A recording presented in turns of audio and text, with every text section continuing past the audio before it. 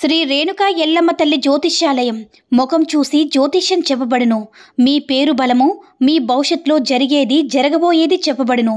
మీ కుటుంబ సమస్యలు, చదువు, ఉద్యోగం, మనశ్శాంతి, ఆరోగ్యం మరియు సకల సమస్యలకు పరిష్కారం చెప్పబడును. భయము, అనారోగ్య సమస్యలు, అనుమానం, చెడు పూజలకు కూడా పరిష్కారం చూపబడును. ఎటువంటి వ్యాధులకైనా సరే మూలికా వైద్యం చేయబడును. గురూజీ లక్ష్మణ్ రాజ్ గారి ఫోన్ నంబర్ 8466923012. ఓం సాయిరామ్. సమర్థ సద్గురు సాయినాథ్ మహారాజ్ కీ జై. సాయిబాబా భక్తులందరూ కూడా నమస్కారం అండి. సాయినాథుని ఆశీస్సులతో అందరూ కూడా సుఖంగా, సంతోషంగా, అష్టైశ్వర్య, ఆరోగ్య అభివృద్ధితో ఉండాలని మనస్ఫూర్తిగా కోరుకుంటూ ఈరోజు ఈ వీడియోని మొదలు పెడుతున్నాను. ఈరోజు వీడియో ఏంటంటే, తల్లి, ఈ వ్యక్తి రాకతో నీ జీవితమే సంతోషమయం కానుంది. ఆ వ్యక్తి ఎవరో తెలుసుకోమ్మా. నిర్లక్ష్యం చేశావంటే ఆ వ్యక్తిని, సంతోషాన్ని రెండూ కోల్పోతావు అని మన బాబాగారైతే ఈరోజు మనకి హెచ్చరికతో చేసినటువంటి సందేశాన్ని అయితే మనకు అందించారండి. మరి మన బాబాగారు ఈరోజు మనకి ఎలాంటి సందేశం అందించాలి అనుకుంటున్నారో ఆయన మాటల ద్వారానే విందాము. ఆయన మాటలు వినే ముందుగా ఈ వీడియో కనుక నచ్చినట్లయితే మరికొంతమంది బాబా భక్తులకు రీచ్ చేయేలా షేర్ చేసి లైక్ చేయండి. అలాగే మన ఛానల్ని ఎవరైనా మొదటిసారిగా చూస్తున్నట్లయితే తప్పకుండా సబ్స్క్రైబ్ చేసుకుని మాకు కొంచెం సపోర్ట్ చేయండి. మరి మన బాబాగారి సందేశం ఏంటంటే, బిడ్డ, నువ్వు బాధపడే రోజులు పోయాయమ్మా. ఇక మీదట నీ జీవితంలో అన్ని సంతోషాలే. నువ్వు పట్టిందల్లా బంగారమే. ఈ వ్యక్తి రాకతో, ఈ వ్యక్తి సహాయంతో నీ జీవితమే మారబోతుంది. అలాంటి వ్యక్తి నిన్ను ఒకరు వెతుక్కుంటూ వచ్చేలా నేను చేస్తున్నాను బిడ్డ. నీకు కూడా తెలుసు కదా తండ్రి, నేను ఏం కోరుకుంటున్నానో దాని గురించే ప్రతిరోజు కూడా మీ దగ్గర మొరపెట్టుకుంటున్నాను కదా. ఎందుకో తెలియదు బాబా, ఎంత ప్రయత్నించినా ఏ పని కూడా పూర్తవడం లేదు. ఆ ఒక్క పని పూర్తయిందంటే నా జీవితమే మారిపోతుంది. నా కుటుంబం అంతా కూడా పూర్తి సంతోషంగా ఉంటాము, ఆనందంగా బ్రతికేస్తాము. ఈ ఒక్క పని పూర్తయిపోతే నా జీవితంలో కష్టాలనేవే ఉండవని నీకు కూడా తెలుసు కదా తండ్రి. ఆ పనేంటో, అది ఎంత కష్టతరమైందో నీకు కూడా తెలుసు. కానీ దానికోసం నేను ఎంత ప్రయత్నిస్తున్నానో, ఎంతగా ఆరాటపడుతున్నానో, ఎంతగా కష్టపడుతున్నాననేది నువ్వు కూడా చూస్తూనే ఉన్నావు కదా బాబా.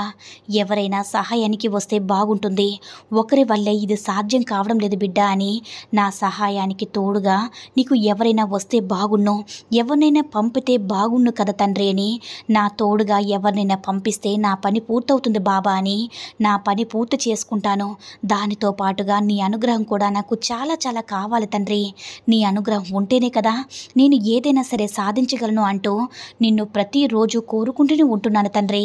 అయినా కానీ ఎందుకో నువ్వు నా విషయంలో నిర్లక్ష్యం చేస్తున్నావు బాబా. నీ అనుగ్రహం నా మీద లేకుండా పోయింది. ఒక పక్క జీవితంలో నేను ఎదిగే ప్రయత్నాలు చేసుకుంటూనే దానికోసం నా కష్టాలేవో నేను పడుతూనే ఉన్నాను. నన్ను చూసి ఈర్ష్యపడే వాళ్ళు, నాకు శత్రువులు ఎక్కువైపోతున్నారు బాబా. నన్ను ద్వేషించే వాళ్ళు ఎక్కువైపోతున్నారు తండ్రి.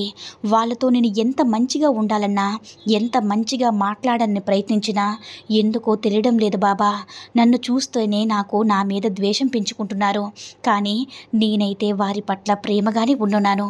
మరి ఎందుకు తండ్రి వాళ్ళకి నా మీద ద్వేషం? నేను తెలిసి ఏ తప్పు చేయలేదు కదా తండ్రి. ఒక పక్క చూస్తే నేను అనుకున్న పని రవ్వంత కూడా ముందు కదలడం లేదు. ఇంకొక పక్క నన్ను చూసి ఓర్వలేని తనంతో శత్రువులు పెరిగిపోతూ ఉన్నారు.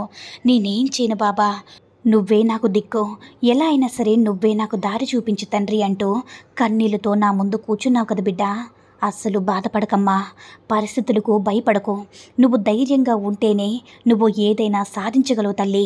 పిరికితనంతో ఉంటే నువ్వు ఏది చేయలేవు. నీ పిరికితనాన్ని చూసి వచ్చిన అవకాశాలు, నిన్ను ఎత్తుక్కుంటూ వచ్చిన అదృష్టం కూడా వెనక్కి వెళ్ళిపోతుంది. నీ తండ్రి నీ వెనక నేనున్నాను కదా. నీ వల్ల కాకపోయినా సరే నా వల్ల అవుతుంది, నేను చేయగలను, నేను సాధించగలను అని ముండిగా నువ్వు ముందుకు వెళితే పరిస్థితులే నీకు తల ఉంచుతాయి బిడ్డ. కష్టపడుతూ ఉంటే నీ తండ్రి నిన్ను చూస్తూ ఉండగలనా చెప్పు?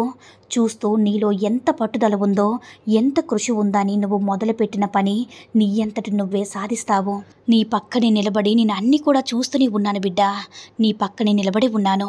నా బిడ్డ వల్ల సాధ్యమవుతుందా? తను ఒక్కటే చేసుకోగలదా? తను ఏదైనా సాధించగలదా? అంటే తను మొండిగా తన పట్టుదలను సాధించుకుంటుందా లేదా అని నీలో ఎంత సత్తా ఉందని చూస్తూనే ఉన్నాను బిడ్డ. అంతేగాని నువ్వంటే నాకు అస్సలు నిర్లక్ష్యం లేదు, చిన్న చూపు చూపు అస్సలు లేదు. నా బిడ్డ అంటే నాకు ఎప్పుడు ఇష్టమే కదా, ఎందుకంటే నువ్వు నా ప్రియమైన బిడ్డవి. నీ అంత మంచి మనిషి ఎక్కడా లేదు బిడ్డ. ఎవరినైనా సరే ఒప్పించవు, బాధ పెట్టకు. ఎవరైనా ఏదైనా ఒక మాట అంటే నీ అంతటి నువ్వు నీలో నువ్వు ఏడ్చుకుని ఉంటావు, కానీ ఎదుటి వాళ్ళు నిన్ను ఇలా మాటలతో బాధ పెడుతున్నారు కదా, చిత్రహింసలకి గురి చేస్తున్నారు కదా, నా మనసు చాలా బాధ పెడుతున్నారు కదా అంటూ వారి చెడుని ఎప్పుడు కూడా కోరుకోలేదు బిడ్డ. నువ్వు నీలో నువ్వు బాధ పెడుతున్నావు, కూరికిపోతున్నావు, మదన పడుతున్నావు. అందుకే నువ్వంటే ఎప్పుడు కూడా నాకు ఇష్టమే బిడ్డ. నువ్వు ఎదుటి వ్యక్తుని చెడుని ఎప్పుడు కూడా కోరుకోవు. అలాంటి బిడ్డలంటే నాకు ఎప్పుడు ఇష్టమే తల్లి.